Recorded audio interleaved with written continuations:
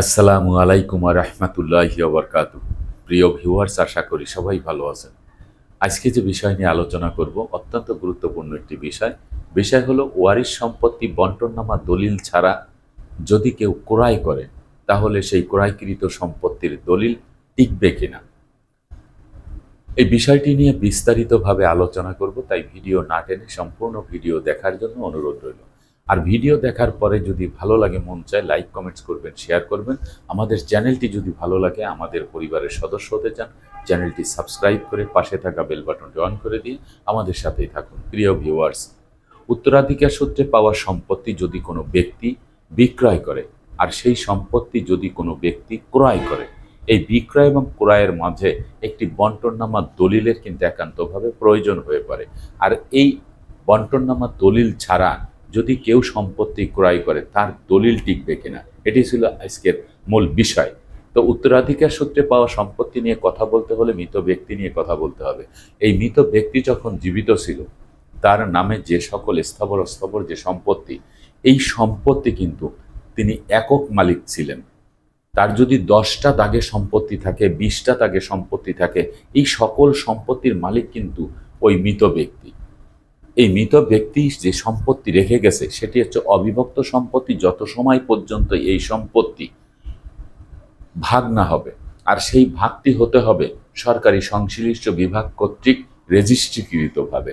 সরকারের সংশ্লিষ্ট বিভাগ জানবে যে এই ব্যক্তি মৃত্যুবরণ করেছে, মৃত্যুবরণ করার পরে তার উত্তরাধিকার সৃষ্টি হয়েছে, উত্তরাধিকার সৃষ্টি হওয়ার ফলে তার রেখে যাওয়া যে ওয়ারিশ, সেই ওয়ারিশরা প্রত্যেক দাগে দাগে ইঞ্চিতে ইঞ্চিতে সম্পত্তির মালিক ছিল। তারা নিজেরা একটি দলিলের মাধ্যমে কে কোন জায়গা থেকে সম্পত্তি পাবে সেটি সুন্দরভাবে বন্টন করে নিয়েছে এবং সেটি রেজিস্ট্রিকৃত দলিল হতে হবে সাব রেজিস্ট্রার কর্তৃক। তা এই যে আপোষ বন্টননামা যে দলিলটি, এই দলিল ছাড়া যদি কেউ সম্পত্তি বিক্রয় করে সেটিও কিন্তু বর্তমান পরিস্থিতিতে একটি অপরাধ।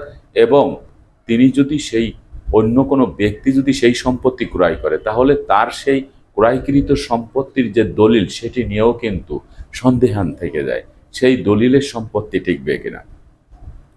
আমরা জানি যে আপোষ বন্টননামা দলিল এই জন্যই করা হয় যে মৃত ব্যক্তির যে ওয়ারিশরা আছে সেই ওয়ারিশরা যাতে করে সুন্দরভাবে, যে কয়জন ওয়ারিশ আছে তাদের মতামতের ভিত্তিতে সুন্দরভাবে একটি সমাধান বের করা, যে বাবার রেখে যাওয়া 10টি দাগে যে সম্পত্তি আছে, কোন ভাই কোন জায়গা থেকে খাবে, কোন বোন কোন জায়গা থেকে খাবে, এটি সকল ওয়ারিশরা একত্রিত বসে একটি খসড়া তৈরি করে দলিল লেখকরে দিয়ে লেখায় তারপর একটি বন্টননামা দলিল করতে হয়। এই বন্টননামা দলিলের ভিতরে কোনো ওয়ারিশের নাম বাদ দেওয়া যাবে না।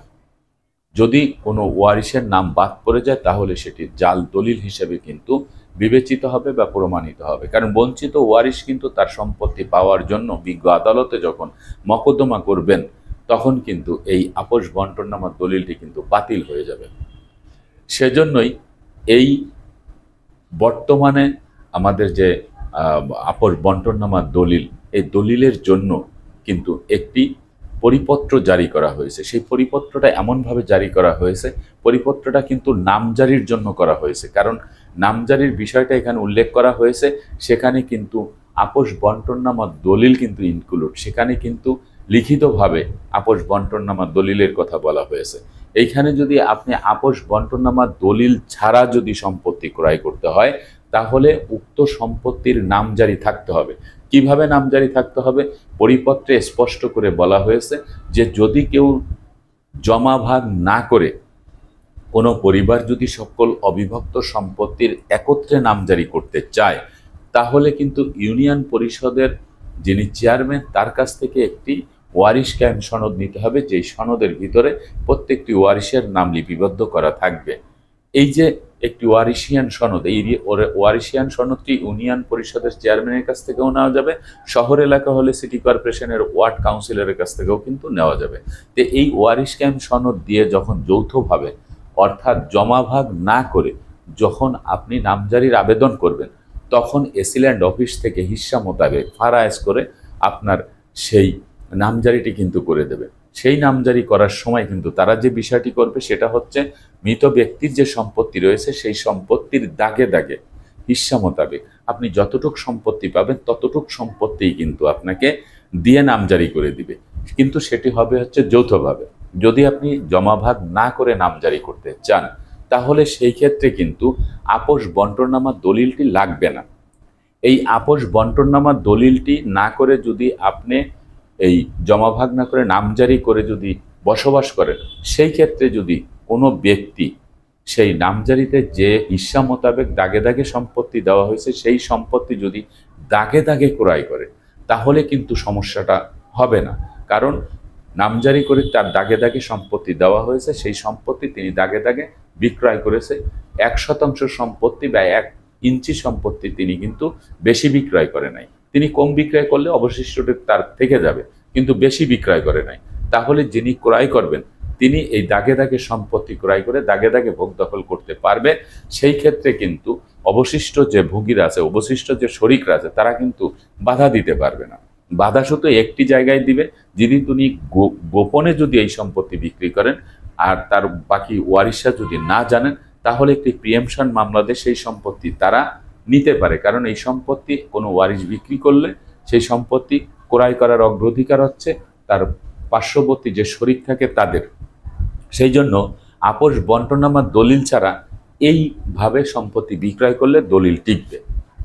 আর যদি এই নামজারি না করা থাকে, অর্থাৎ জমাভাগ না করে যদি নামজারি না করে থাকে, জমি যদি অবিভক্ত অবস্থায় থাকে আর কোনো ব্যক্তি যদি সেই সম্পত্তি থেকে তার ইচ্ছামতো সম্পত্তি যদি বিক্রয় করে, এখন বর্তমানে বিক্রয় করতে পারবে না, ইতিপূর্বে যারা বিক্রয় করেছে তাদের কথা বলছি, যে যদি কেউ বিক্রয় করে যে কোনোভাবে তাহলে সেই দলিল টিকবে কিন্তু সম্পত্তি টিকবে না। এই জন্যই টিকবে না, এই যে বাকি যে ওয়ারিশরা আছে সেই ওয়ারিশরা কিন্তু নতুন যে জমি গ্রহীতা যিনি, দলিলের মালিক যিনি, নতুন মালিক, তাকে কিন্তু ভোগ দখলে যেতে দিবে না।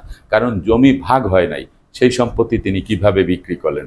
আপনি যেখান থেকে সম্পত্তি নিতে চাইবেন, আপনাকে চৌহদ্দি দিয়ে যেখানেই সম্পত্তি দিয়েছে সেই সম্পত্তিতেই তাদের অংশ আছে, এই কথা বলেই কিন্তু আপনাকে সেই সম্পত্তি ভোগ দখলে যেতে দিবে না। এটি কিন্তু সবচেয়ে একটি গুরুত্বপূর্ণ বিষয়। আর যদি তিনি জমাভাগ করে, জমির মালিক যদি জমাভাগ করে যদি জমি বিক্রি করতে যায় তাহলে অবশ্যই আপোষ বন্টননামার দলিল করতে হবে। এই আপোষ বন্টননামার দলিল করে জমাভাগে তিনি তার নিজের নামে সেই আপোষ বন্টননামার দলিলের মাধ্যমে নামজারি করে একক মালিকানা অর্জন করে তারপরে সম্পত্তি বিক্রি করলে সেই দলিল টিকবে।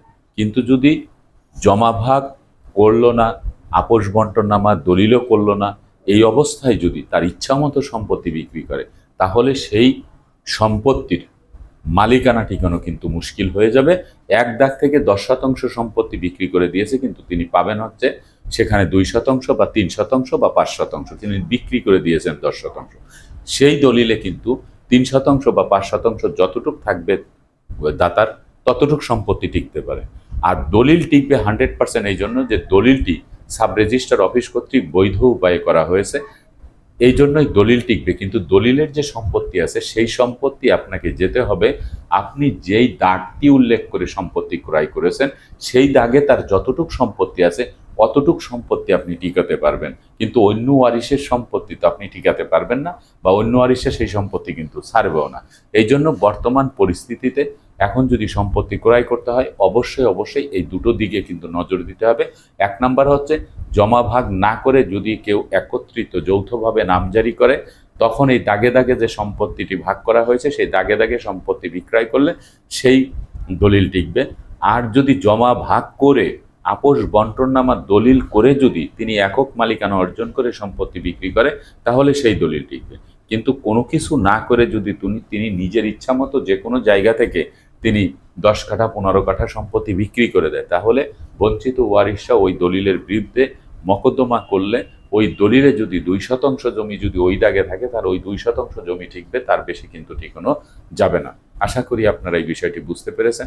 আজকের মতো ভিডিওটি এখানে শেষ করব, আগামীতে দেখা হবে অন্য কোনো ভিডিও নিয়ে। সে পর্যন্ত সবাই ভালো থাকবেন, সুস্থ থাকবেন আর আমার জন্য দোয়া করবেন। আল্লাহ হাফেজ।